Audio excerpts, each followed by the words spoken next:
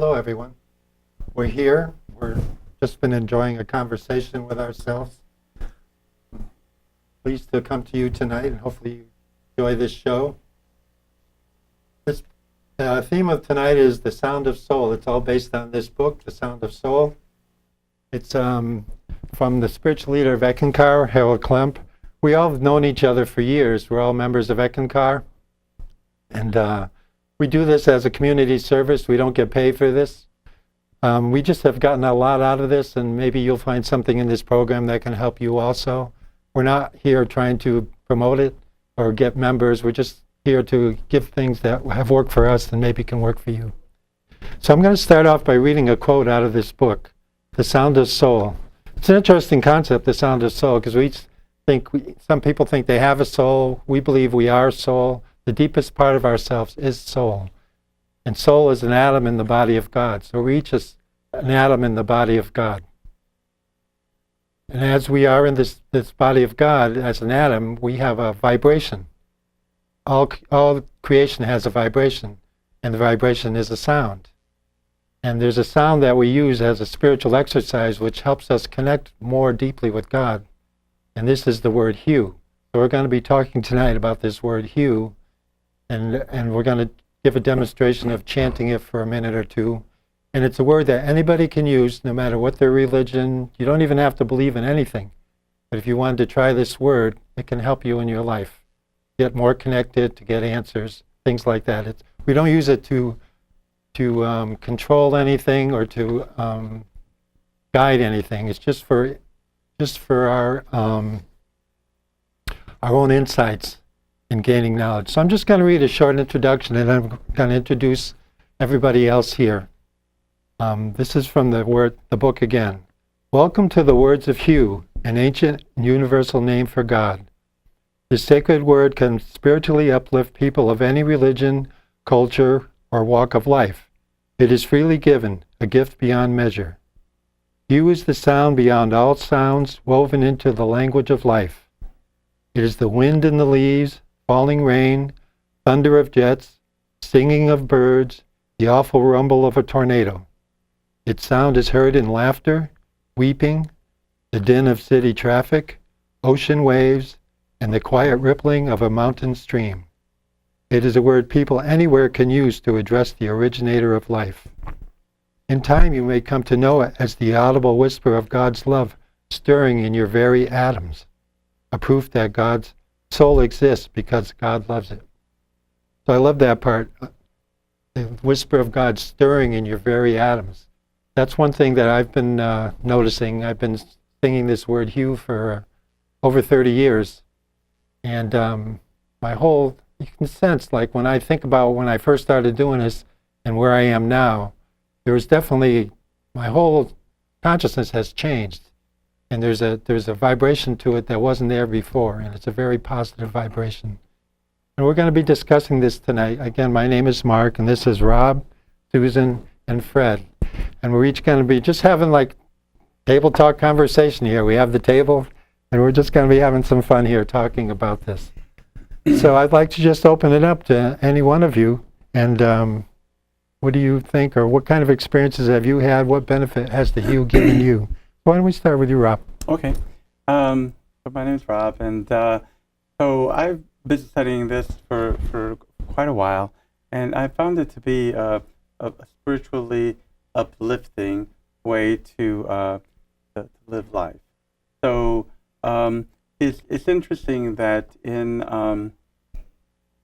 the approach is to understand that that we are soul, as Mark mentioned, a spark of God, and that we can communicate with divine spirit through this light and sound. Sometimes in a period of contemplation, you may close your eyes and look within, and you may see a light, or you might hear a sound. It may sound like a musical instrument or a sound of nature. These twin aspects of spirit are very uplifting, and they can bring a calm and a peace and a reassurance of God's presence in one's life. So I found that to be the case, and so it's something that as I've been studying it, I find that there's always more to learn. Life becomes a spiritual adventure, and there's always something new in life. It gives you a whole new perspective on life, which is very rewarding.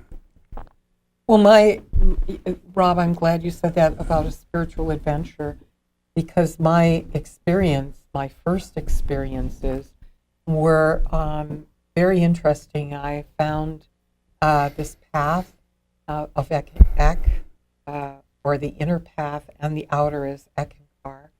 But I found this in a very precarious situation in my life. Everything was falling apart. And something about it, I thought, well, I'm just going to try this out. So I was actually sporadic.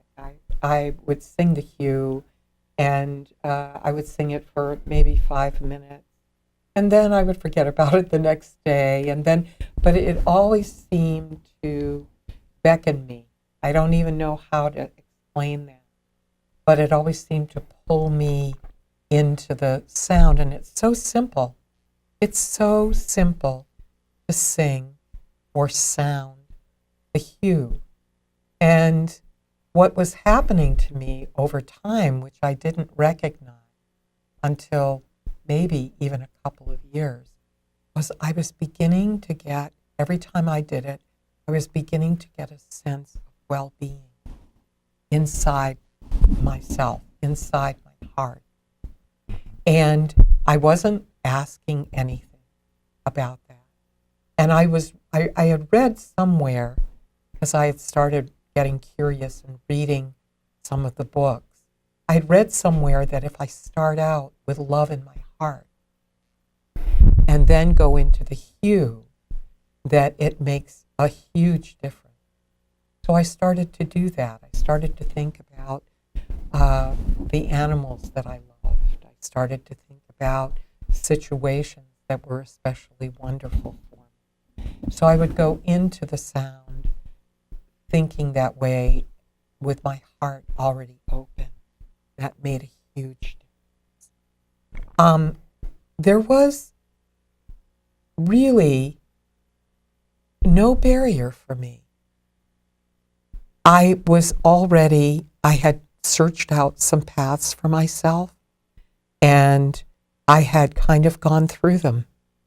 I don't know, like different other paths, studying them. And I had gone through them. They weren't working for me.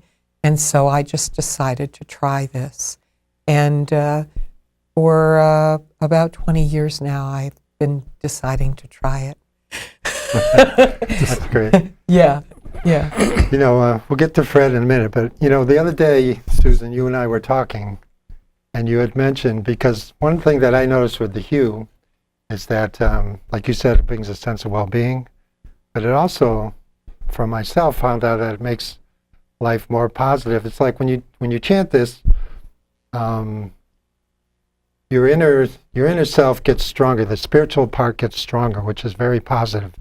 And then if there's negative habits, there's only room for so much in the consciousness, and it becomes time where it's time for them to leave, some of them. And sometimes there's a struggle, and sometimes they just fall away naturally. And the other day we were talking about smoking, and you had an interesting story about that, so I'd like you to share that now. So I loved to smoke. I mean, it was my, I was attached to it in many, many ways. But something deep down inside of me there was always this little, I wasn't feeling very good about it. So I started to sing the hue, and when I started to sing the hue, I was still smoking. And about probably 6 years in, I could feel that the cloud of smoke, literally, the cloud of smoke was kind of a barrier to something happening inside of me. It's like, what's the saying that one thing can only hold a place and then the other has to move away. I don't know what is that saying? I don't I'm know. not sure the exact saying. But you know what I'm saying. So this is, I think, what was happening, because I went to somebody, an area director on Cape Cod where I was living, and I said, "Geez, I'm still smoking, and I don't know what to do about it." And she very innocently said, "Oh, don't worry about it." She said, "Just keep on singing the hue and smoke when you want to smoke and don't smoke when you don't want to smoke." And she said, "You might be surprised. It'll just fall off." And that's exactly what happened. Exactly. It just fell away. I found myself not interested. It wasn't a mental thing at all. I just kept on singing the hue and filling myself with love. And all of a sudden, buying the pack of cigarettes, it just was less and less. That's interesting. Yeah, mine was a little different than that, but I was like smoking, and then I really felt like it was time to stop. But I tried stopping 2 or 3 times before that, and I always went back to it. But there was this one day I had just moved into a new apartment, and just this nudge came into my head. This little thought said, "If you quit today, it'll be relatively easy." And I've been singing Hugh for quite a few years. And I said, "I don't know about that, but what the heck, I'll give it a try," right? So then for that day, it was a struggle that day. When the next day came, no more desires again. Never had another urge to smoke. It was totally gone, And I looked at it really as a gift from Spirit or whatever. It was just that I was ready for this shift, and the opportunity was there. I imagine if I kept my doubts and didn't take that opportunity, I'd be smoking for a while longer, Who knows, but that's the way it worked. So. Yeah. Anyways, I thought that was an interesting thing of how this hue can benefit, in many ways, besides this inner sense of well-being, but very practical. It's got very practical uses, So Fred, do you have something you would like to I liked input on? what you had just mentioned about shift. It relates to something I'll say in a minute. Okay. But I just wrote down some notes when you had asked me about doing this, just so I have it, and it just kind of flowed. I probably won't even look at this, but it's just Sure. there. That's fine. But I think before I joined Eckankar back in 1979, I read my first Eckankar book, and the master, speaking in the book, he was talking to the spiritual student, which we call it Sheila. And he said, and he wasn't condescending when he said this, he said, "I know who I am, but you don't know yet." And that was pretty striking. So I didn't, this is all new for me. So I would have to say, after joining Eckankar, or even before, my life totally changed. It's not a hobby. It's probably the most important thing in any lifetime, and we believe in past lives. I've had past lives, and I don't want to speak for anybody else. Some people remember, some don't. But the first time that I got introduced to Eckankar, an Eckist friend said to me, "Try singing Hugh, H-U." And she said, I didn't know what she was talking about. She said, everything is light and sound. But in Eckankar, we know Ek is the light and sound, or really God's love. It's that simple. It's the Holy Spirit in Christian, Ek. So I didn't know what light and sound was. She said, but everything in life, we're all light and sound. I said, okay, whatever. But she said, sing Hugh and look for the blue light. I said, what's blue light? I don't know if she explained that to me. But the blue light is the presence of the Mahanta, the inner master, the leader of Eckankar. He's the Mahanta, the living Ek master. The Mahanta is the inner form. It's one and the same, but the outer form, he's like one of us, speaks, gives talks and all that. But inwardly, the teachings in Eckankar happen about 90% in the dream state. So anyway, I started to sing Hugh for the first time. The first time I tried it, I was really nervous. I was sweating. I closed my eyes because there was a funny image. I was imagining, because I was afraid. This is very mysterious, you know. I don't know what's going to happen. And I imagined a devil about 7 feet in black and red with a big cape standing there with his, you know, like Oh this my over God. me. And I'm like, I was sweating. And because I was nervous, nothing happened during that 15 or 20 minute time period that I tried singing Hugh. I don't remember. The next day, and for about within a week, I had a number of experiences seeing the blue light in different forms. Sometimes very little, sometimes my whole vision, sometimes like an eye, huge blue. But when I saw it, this is really the presence of the inner master, and he's showing you that he really exists. And he's there. He appears on a different level of heaven, which is the mental plane, which is a blue. Everything's blue there generally, but he appears blue. And I can't explain the joy, but that was a major shift for me, because after I had the experience of seeing the blue light for about a minute, it was the first time that I realized I'm not Fred, this guy in human body here. I'm much more than that. And I went down to my music room. I'm a musician. And I played like a 5-year-old kid at the piano, like singing like out of tune with chords. And I didn't care. I recorded myself. Luckily, I never listened back. It's probably horrible. But the joy was very childlike. And I remember I was subbing on saxophone in New York City in Greece, playing the show Greece. And I wanted to scream to the whole audience, like, you have it wrong. Because there's this was like a mystery. It was very wondrous kind of thing that I can't even explain. It was so joyful. It was very, it is a pun intended, eye-opening, because there's a spiritual eye here that we go when we close our eyes. And we have experience, we go out of our body, in a sense, in a state of consciousness.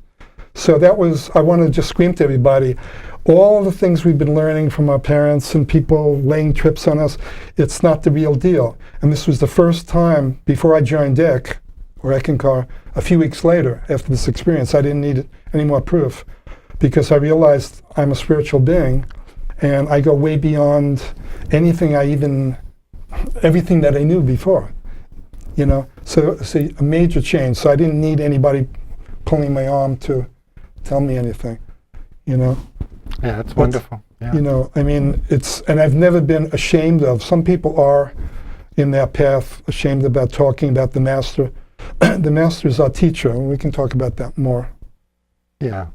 So the master, yeah, you did a pretty good description of that.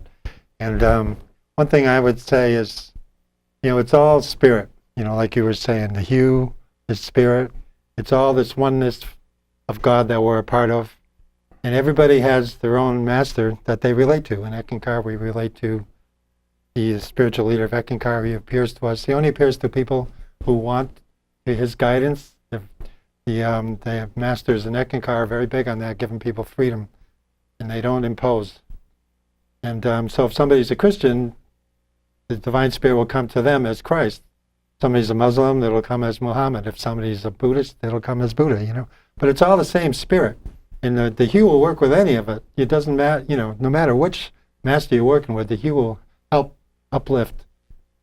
So I just wanted to make that comment. Do you have any thoughts on that, or some experience you'd like to share about how the hue has benefited you? Yeah. Well, one of the things that we've mentioned is the idea of each of us being a soul, so that, you know, we can start to have the experience of realizing that we are, let's say, a multi-dimensional being, that we maybe have had many lifetimes, and we may begin to remember that. And so, as Mark mentioned, it's realizing that there is this universal spirit behind all life. So in a way, we're learning to communicate with that. So we have soul and we have divine spirit. And divine spirit is really love, divine love. So as we open ourselves or spiritualize our consciousness, we begin to become more aware of the guidance of spirit.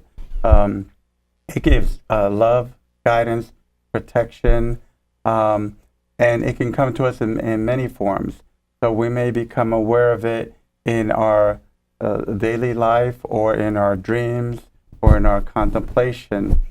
But all in all, it's all the voice of the divine speaking to us, encouraging us to unfold spiritually. I'll mention one experience I had years ago when I was at a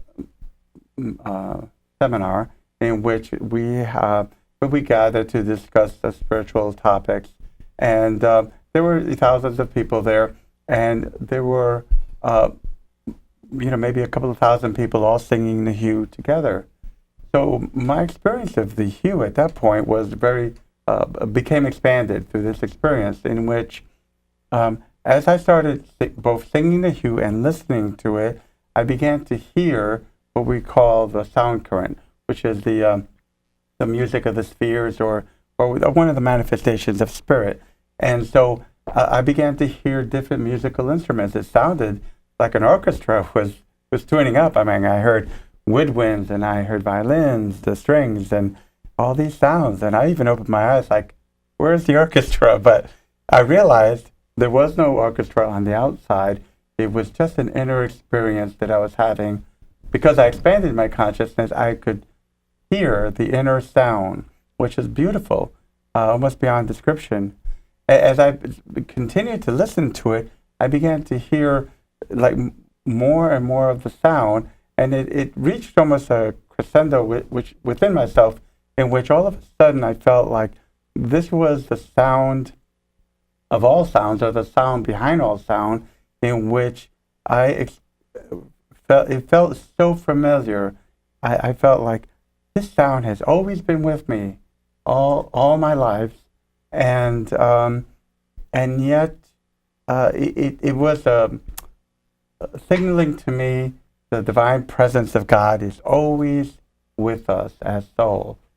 It never leaves us, and it's up to us to become aware of it. And one way of doing that is through singing the hymn. And there's other what we call spiritual exercises or contemplative techniques that can also open up our awareness so we can see the guidance of spirit in every aspect of our lives.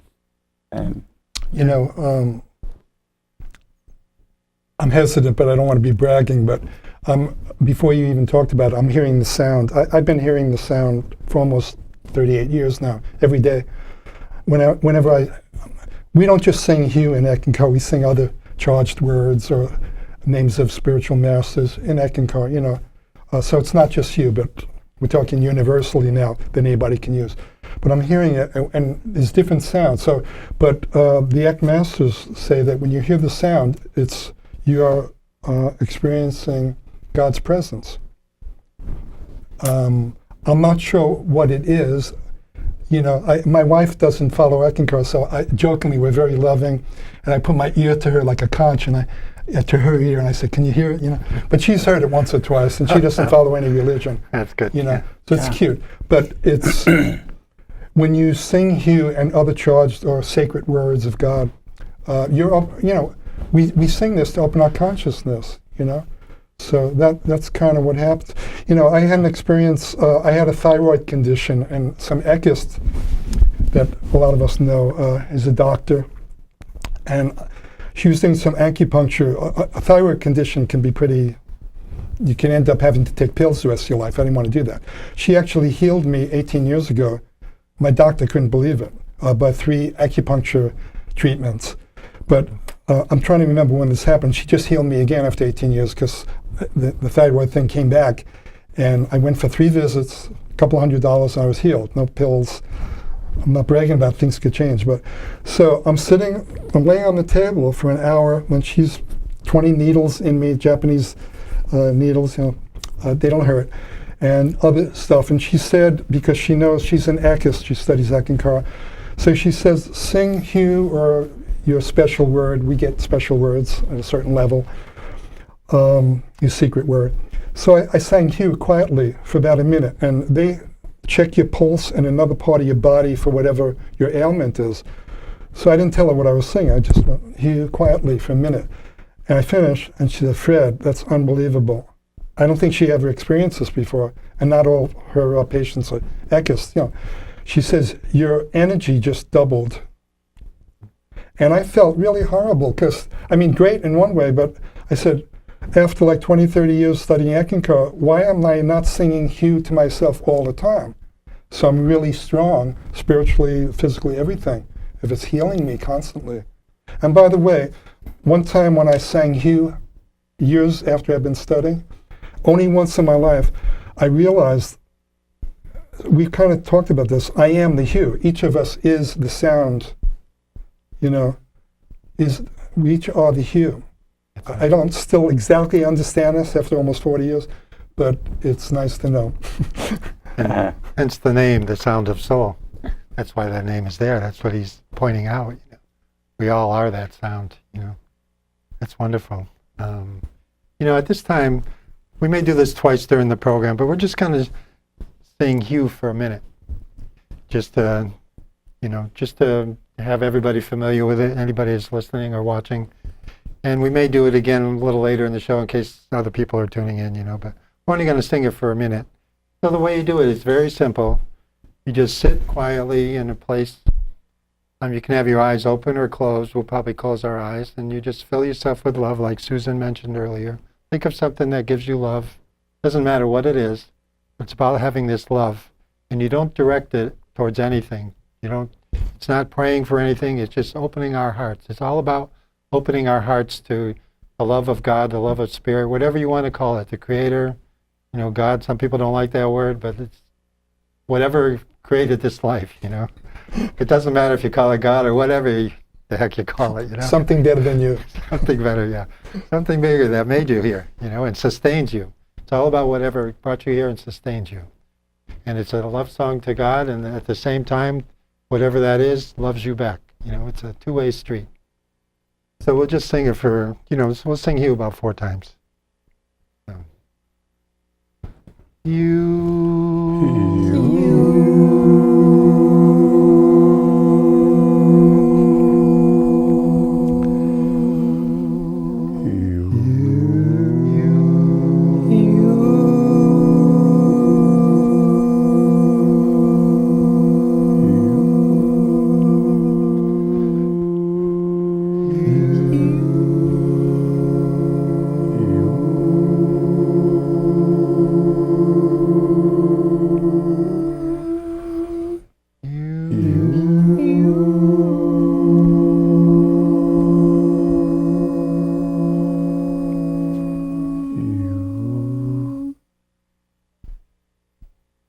And normally when we do that, we would have a few minutes, just quiet contemplation, you could call it, just being quiet within.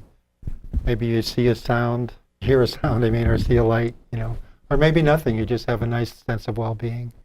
It's all good, no matter what it is, whatever form it takes, doesn't matter.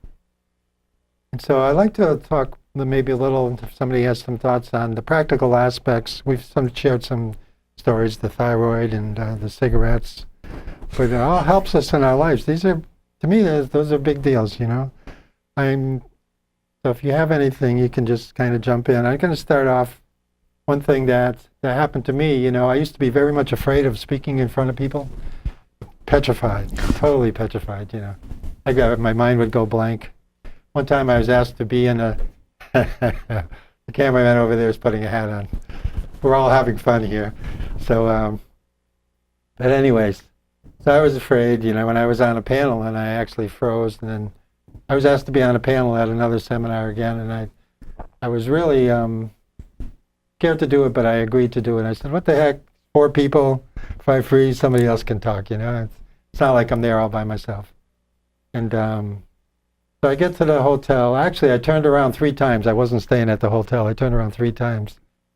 I was so scared. My mind, when you're full of fear, the mind is so cloudy you can't think. When you're really thick with fear, that's the way it is. I can't even think of a word to say. How am I going to do this, So eventually I said, well, I committed to this. I'm going to do it. So I got to the hotel, and the other people on the panel were there, and we sang Hugh just like that for a couple of minutes. And all of a sudden, this calm came over me, and I said, I'm going to be okay. And I kind of felt like you did after you heard that, that joy. That's what I was like, probably because of the release, it was such a release. And I had actually a song in my head, because I'm a musician too. There was a chorus in my head when that was done. Thank you, God, for this gift that I've been given. And it was just this lighthearted thing that was just right there, It was very interesting. But then I was still scared after that. And I was in a contemplation like we talked about one time, and I asked, why is this? And I was just sitting in contemplation, and all of a sudden I was a woman in a lifetime that it was just, I didn't last that long, the realization, because being in the body of a woman was so foreign to me. It was like, what is this, I'm a woman. But in that life, I was like scrubbing on a scrubbing board, but I was like, I had a husband that if I really stepped out, I would be dead, So I really got a big fear of speaking out in that lifetime and was carried over into this lifetime. So, we talked earlier about past lives and dreams. And then that's kind of, for me, how it works. It's not just a curiosity thing. You have this pattern that you have.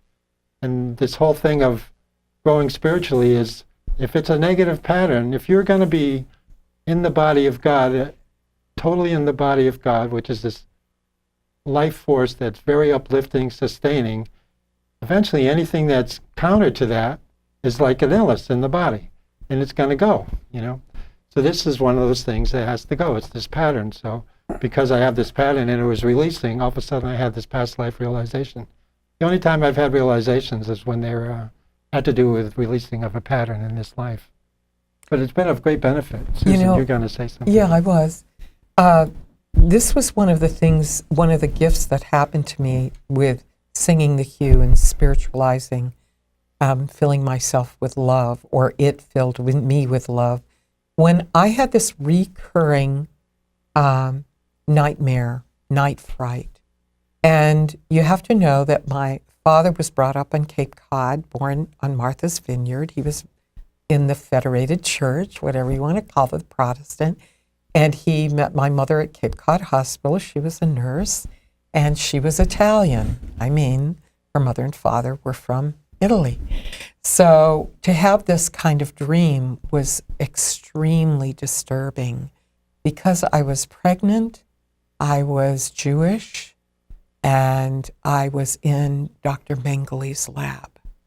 And Dr. Mengele was the doctor who experimented on the Jewish people in his laboratory. And so I'm not going to go into detail, but the recurring dream was very frightening. And it kept on coming back. And I kept on putting my sister in there and my mother and my grandmother because I couldn't stand what was going on. And I didn't tell anybody about this. But as I started to sing the hue, I began to notice, and this was very odd because I hadn't really started to read the literature, I began to notice that the dream wasn't coming. It wasn't appearing on a recurring basis. And it was so unbelievable to me that that would happen, that I could actually just watch it fall off.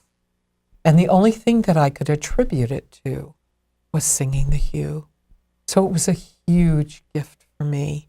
And then I began to realize, as I started to study and open my consciousness even more, that it was a past life that I was experiencing. And it was so horrific. And it just wanted love. It wanted me to realize that it was a life in the past, and that the realization that we have past lives, and that's all it took. And it went away, and I've never had it again, never. So did you have that dream before you started singing Hugh? You were having this dream? Yes. Oh, interesting. Yeah. Yeah. So it was a real gift. Yeah. Yeah, but like I've had a number of past lives, and some people have tons of them. We're all different. Some people can see a spiritual master with their spiritual eye. I've had friends that could do that, and they say, "Oh, he's breaking me up," and I get jealous when I first joined Eckankar, you know. But then someone told me, said, "Fred, there's so much light coming out of you." I don't see it. I was like naive to everything, you know. So, you know, we're all different. You know, if someone looks up to me or something, or I've looked up to people too, you know. So you kind of just kind of end that. We're all soul. We're all equal. We're all part of God. We're all connected. Even the bad people, we've all been there. But I've had some past life experiences where I remember being in, you know, the point is from singing Hugh over a period of time, a lot of this stuff is very subtle. So singing Hugh, you know, people say, proof.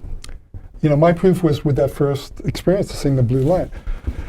But along the lines with, you know, what you're talking about, having a few past, even one that hits you deeply, a past life, you know all of a sudden that your soul, you're a spiritual being. We're all an atom or light of God. And to me, this is the most important thing about this spiritual path, or probably any spiritual path, if you want to call it spiritual, is to realize, like I said before, it's not Fred in a physical body that plays the saxophone or loves my wife or was born Jewish family and bar mitzvahed and all of that. It's, I've been out of my body many, many times, maybe a lot less than other Eckists. It's nothing to compare. But to have some experiences, I've seen myself on an island as a little black boy looking down. As soul, we have 360-degree viewpoint, just like God does, from what I've been told. You know, and the Ek Masters, they can be with every soul simultaneously in every universe. That's hard to comprehend, but it's almost like maybe thinking about if you're a little baby, you just want to be with your mother, get the love. As you get a little older, you start to not be thinking selfishly, and you start to give. Like a lot of us in Ek, I can't speak for anybody else, we want to serve others.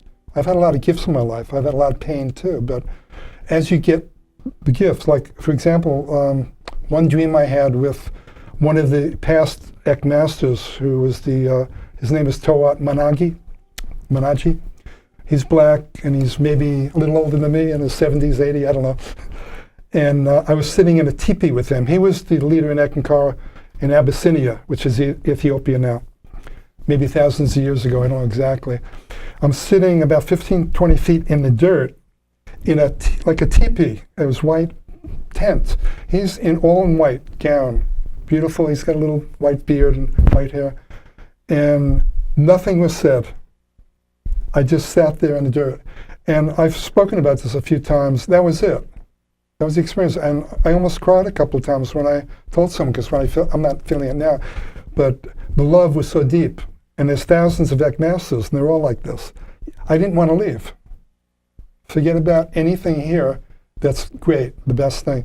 This was a love beyond, I can't explain it.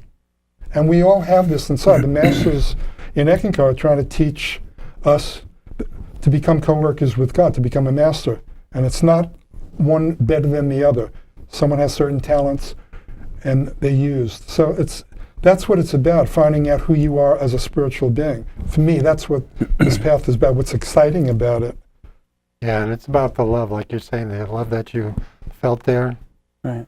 That is the key, you know, to Yeah. feel that big love, bigger than anything you have in this life. And maybe, Rob, you have something So, too. you know, one thing that I really like about this this path of spiritual freedom is just having the overview of what soul's life is all about.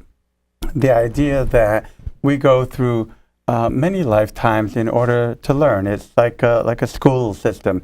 You know, we start out as like kindergarten, and you know we learn through trial and error.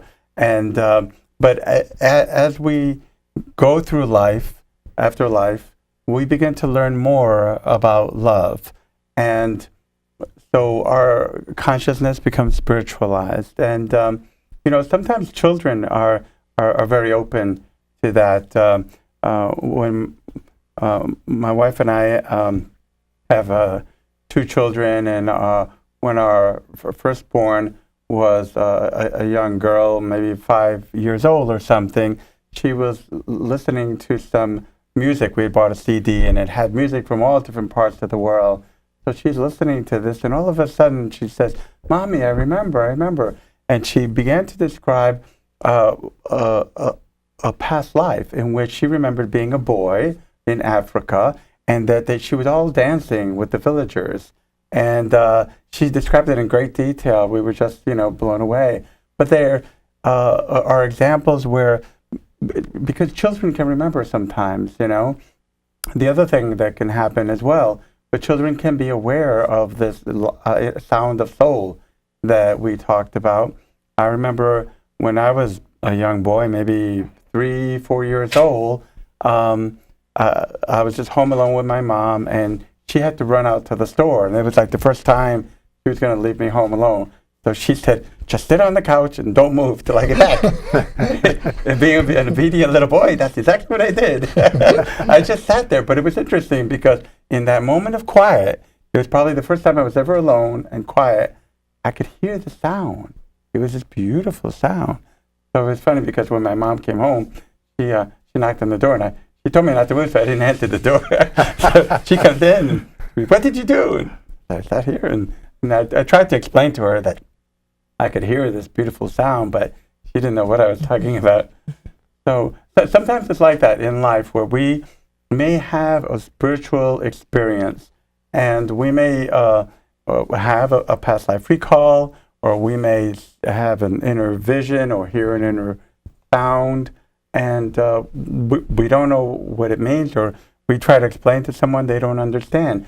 So one of the advantages of becoming part of a spiritual community is that you can share these experiences, and it helps to reaffirm this inner connection that we have with all life as we're going about learning more and more about love. Now, you just reminded me when you were talking, your oldest daughter there. Yes. Wasn't there a little story about when your Yes. second daughter was Well, with? that's true. That's true. That's a good one. If you Okay, could so if share you that, I want me like to share one. that. Yeah. So what it was interesting, what happened when this daughter was about 3 years old. So it was, we just had one child, and my wife and I, and she one morning said, "Mommy, my daughter is coming soon. My daughter is coming." She just kept repeating this, and we're like, "What is she talking about? She's 3 years old. Why is she talking about her daughter?" Well, we found out soon afterwards that my wife was pregnant, and we had another girl. So what was interesting is that it was she somehow, either this inner knowingness or through the dream, she knew that someone else was coming, and for her, she referred to it as her daughter. So I always felt that, maybe they had a past lifetime together. And I actually subsequently had a dream with my daughter, the firstborn, in which in a past life we were in the old Roman days, and they used to have these Roman baths, and so we were bathing in these bathing pools, and she was a boy in that lifetime. So I felt like, okay, there's a connection back then, and often these past life recalls come through dreams. They can also come through these contemplative exercises. And the purpose of them is not to say, "Oh, I was so and so," because usually there's just a humble life. We were nobody famous, and we're no greater in the past than we are in this lifetime now. So because we're always growing and we're always taking the next step, and so we're hopefully getting to the point where we're getting into some graduate studies, and the more advanced spiritual study, and it's out there for those who are willing to open their eyes and ears and their hearts, and to try to find out more about what life is all about. Well, you mentioned that, it just, for me, I've been on this path for about 22 years, going on my 23rd, and things just get deeper and deeper and deeper, and I cannot explain that to you.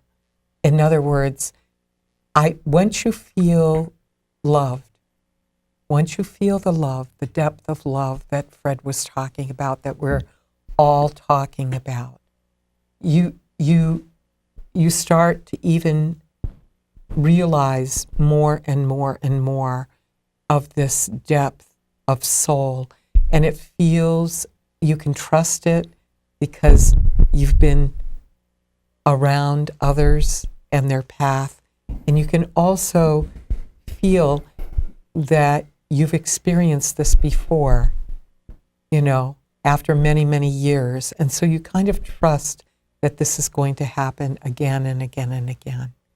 When I was a little girl, I used to walk to my elementary school, unheard of today.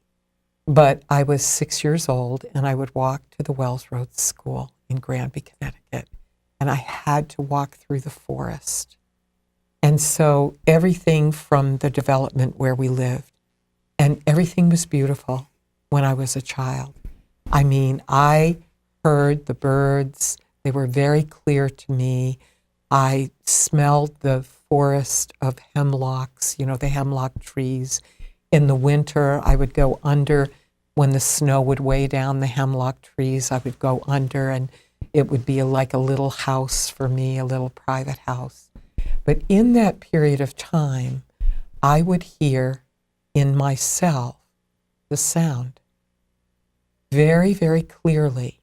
And for me, in that period of time, it was like the high bells, the high tinkling of bells. I was brought up Catholic, so the familiarity of that, ding, when you're ready to prostrate yourself and get communion, that sound, it was even higher than that. As a matter of fact, I'm hearing it now, as a matter of fact. And it came and it went.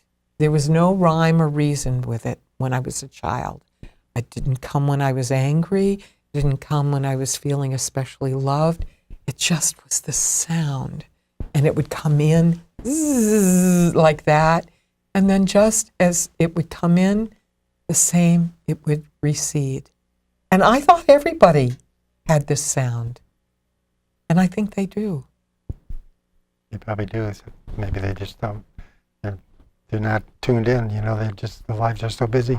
I can't speak for anybody. Who But knows it's what they not have a to- sound that bothered me No. at all.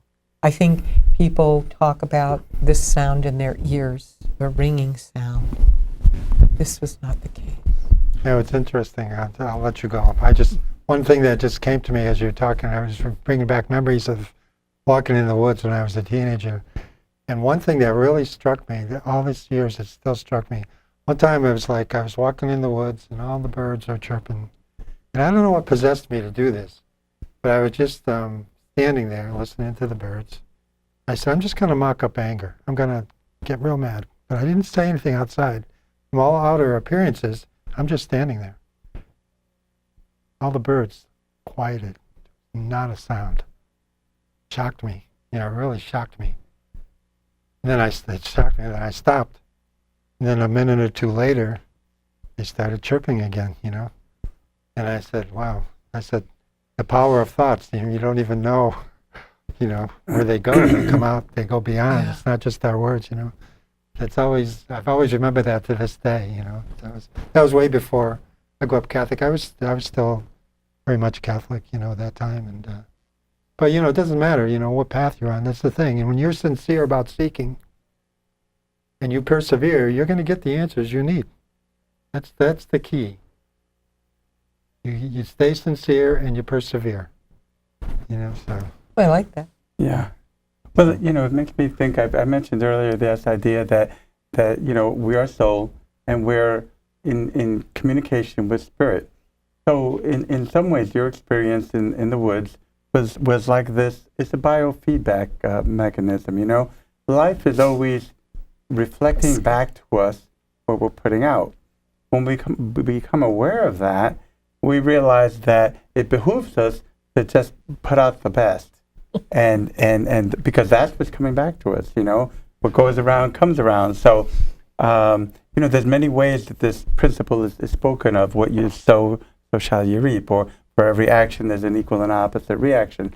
So as we become aware of what these spiritual principles or spiritual laws, we realize that we can have a greater spiritual freedom when we take responsibility for our every thought, our every word. Our feelings, we're like radios emitting, these vibrations.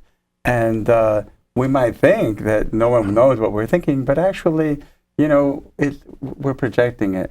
So then we want to try to refine our vibrations, so that we become beacons of light and love, and we become kind of an upliftment to all that we meet, and life becomes different when you do that, when you take that attitude that I can be a vehicle for God's love by just, first of all, being myself, and just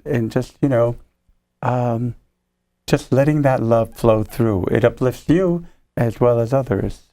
Yeah. I forgot what word you said, but it triggered off. We always, anxious, we get into these things. It's not that you want to tell your story and forget about someone else, but we trigger each other with things. And I had a dream once with the Mahanta, the inner master. And all I remember, a lot of us keep a spiritual journal, of our dreams, because you can figure it very easily. It's dreams are very, they're so natural that you say, oh, and then you forget all of that. And so the master just said, radiate the love, And I remember when my dad was in the hospital about a year before he died, he had a heart attack when he was 83 or so. This is like 20 years ago, down in Florida. I'm with my mom. I'm standing there. He's facing me. He's laying down. My mom's and his brother, one of his brothers, just us. And I was smiling or something, and he's not in good shape, and he wasn't a good patient, but he just said, he looked at me with my smile. He says, you have $1 million smile. I wasn't thinking ever that, And just like what the master said to me, and what you're saying, Paul Twitchell, who brought up the teachings of Eckankar, modern day founder of Eckankar, he said something in one of his writings, be like the sun, shine on all. You don't have prejudice toward this person or that, or an animal or a tree or whatever. It's all light. And the Ek Masters say, give out love in any and every possible way you can. We got a couple minutes. You want to just make one comment? I got a couple things I want to say, but did you have something you wanted to add there? Or? No, the thing is that when we do that, and when we do radiate the love, that others will pick up on it. They may not know what it is, but they may receive some benefit, or they may see a light. They may see it in your eyes, or in your smile, or in your presence, and they're, somehow they feel a little better because of that. You can, with this hue, you can infuse yourself with the love to the point where you can feel that you are the hue. There's a beautiful book called Be the Hue. And after so much time, all of a sudden, you start to understand yourself as a loving vehicle. Yeah, that's wonderful. I was watching a TV show, documentary on this rock star, John Mellencamp, John. And towards the end, he says, I'm an artist. Every day I create something. I'll create a song, I'll create a poem, I'll create a shelf, but every day I create something. And I'm thinking, as we're talking about here, radiate the love, it's actually taking that, to me, even a step farther. It's more than just being an artist. Every day we're creating something. We're creating something by radiating the love. When we do this, it's more about bringing a consciousness into the world. It's a consciousness of love. We can choose to bring in the world whatever we want, We could bring in love, or we can bring in hate, or whatever. But, as radiant beings, we're bringing in this love. And, you know, that's something that's beyond being an artist. Anybody does this. Everybody does this, you know. So we're wrapping up here. I want to say if you are interested in more of this, we can go to, you can go to www.hue.org. That's to learn more about the Hue. If you want to learn more about Eckankar, you can go to www.eckankar.org. And in Massachusetts, we have www.eckanmass.org. And thank you for listening, and thank you all for being here. Okay. Appreciate it very much. Thank We're you. still going. Should we end with the Hue? Yeah, let's end with the Hue. Okay. Ready? Yes. You. You.